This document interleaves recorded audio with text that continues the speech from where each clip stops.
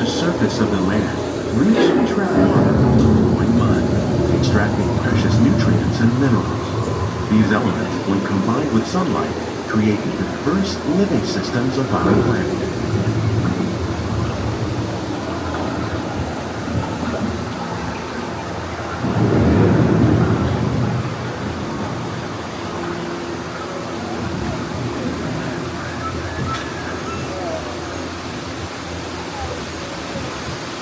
One of those living systems is the rainforest, home to the most amazing concentration of life on our planet.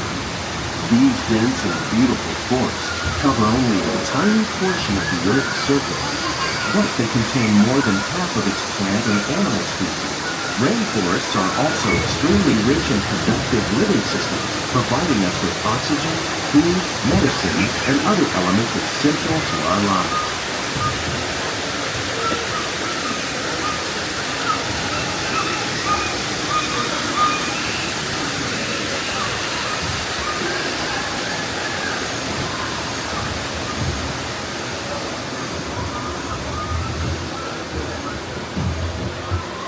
In the desert, nature has created a very different, but no less beautiful living system. And while this arid landscape may seem lifeless, it is very much alive. The plants and animals that have learned to survive in these harsh conditions make use of what little water they can find and avoid the scorching rays of the relentless sun. The American prairie once appeared as desolate as the desert, but over time, rainwater and nutrients gradually penetrated the hard surface of this land. Even the hooves of the mighty buffalo helped create the rich soil that would one day become home to the American farm.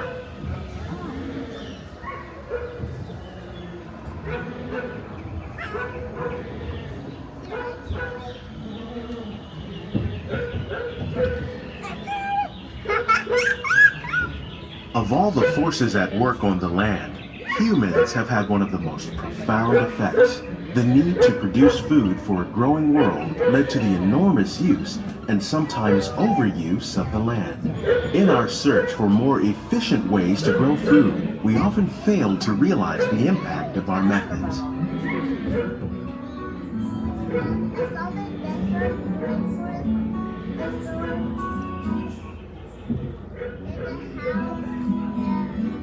Today, we're learning to live with the land, discovering better ways to grow food that will assure both human and environmental well-being.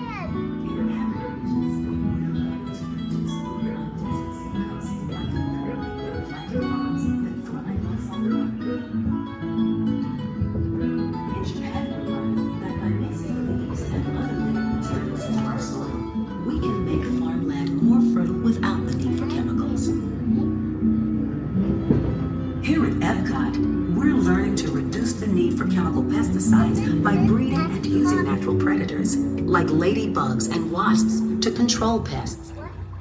In the farmlands across America, we're learning that by plowing under vegetation containing natural fertilizers, we can enrich the soil without the use of chemicals.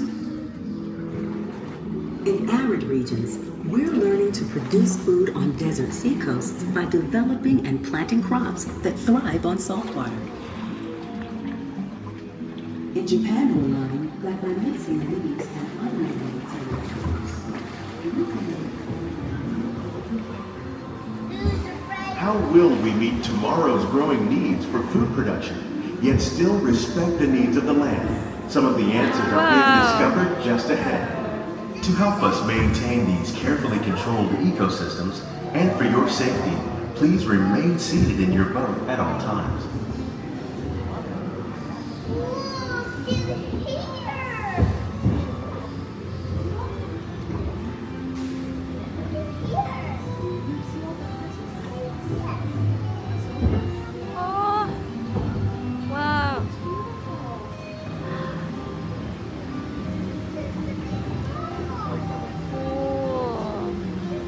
Welcome to our Glimmering Greenhouses, where scientists from EPCOT and the U.S. Department of Agriculture illuminate the wondrous gifts we receive from the land.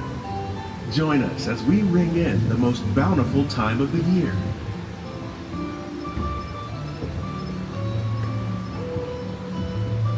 For some, it's difficult to imagine the holidays without winter and snow, but one of the most important holiday crops actually grows in the tropics. For centuries, farmers in Central America have cultivated cacao to make chocolate. In fact, cacao is chocolate's main ingredient. Today, people around the world are able to enjoy a variety of sweets and keep warm with a cup of hot cocoa, thanks to this tropical plant.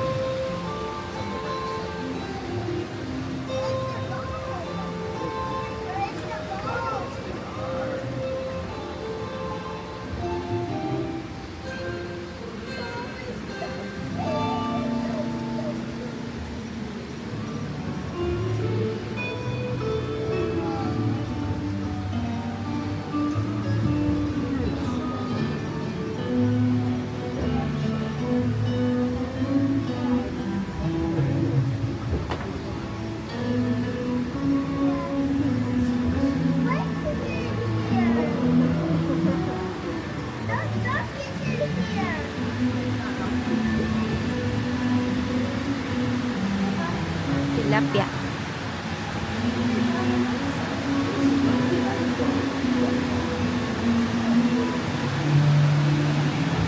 Fishes. When you think of holidays, you might not think of fish, but seafood is an essential part of many festive meals. In parts of southern Italy, family and friends gather once a year to celebrate La Vigilia with a 7-course seafood dinner.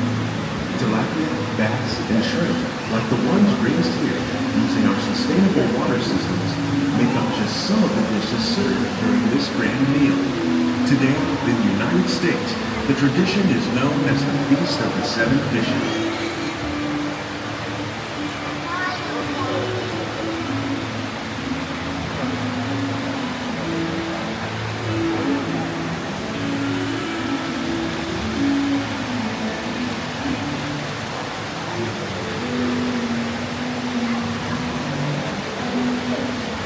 First water.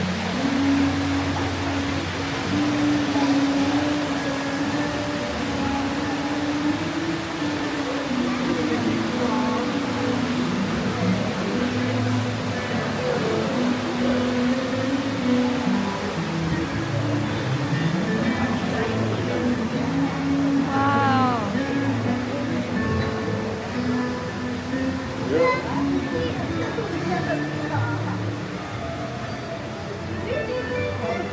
Citrus, like the oranges grown here, are common in Florida, but in northern Europe, where fresh fruit is rare in winter, they're much harder to find, making them an extra special stocking stuffer. During Chinese New Year, these vibrant fruits are given as gifts of good fortune.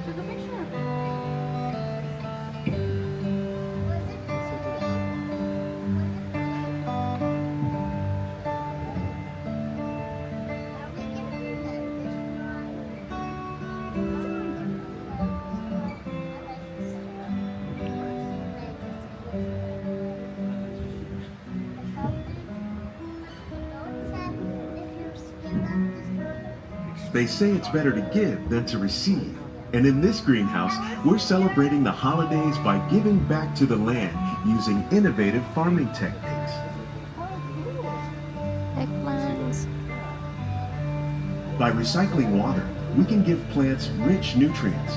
By giving plants ladybugs, we're able to control pests and reduce the need for pesticides. And by growing ground plants vertically, we give them better protection from disease.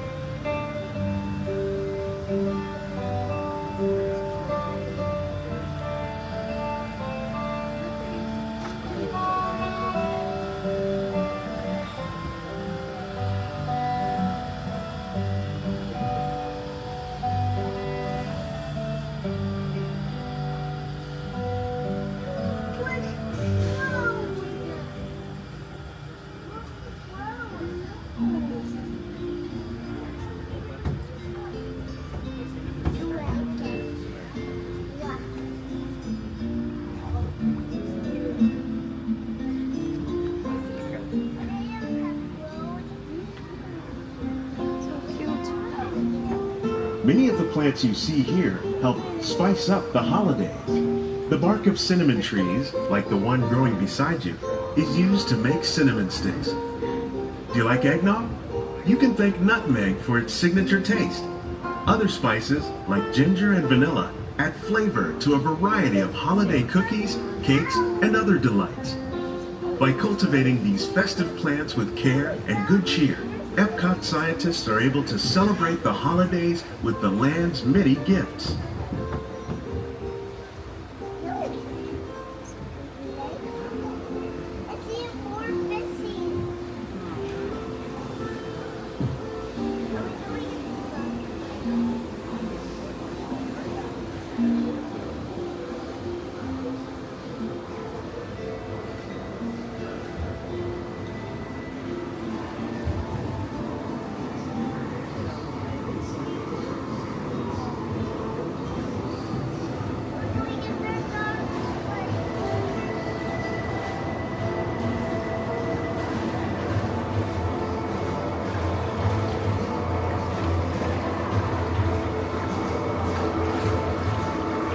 These greenhouses represent just a fraction of the work being done worldwide to produce bountiful harvests for our growing population.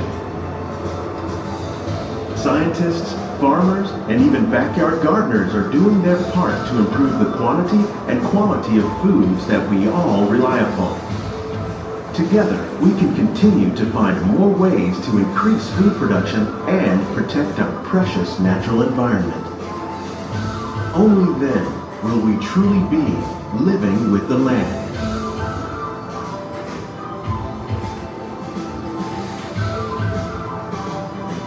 On behalf of Walt Disney World, we hope you've enjoyed this unique journey through our living laboratories. If you'd like a closer look, then check out the Behind the Seeds walking tour. It's a chance for the whole family to get up close and personal with the plants and growing techniques in our laboratories. Please keep your hands and feet inside the boat and remain seated until the boat comes to a complete stop.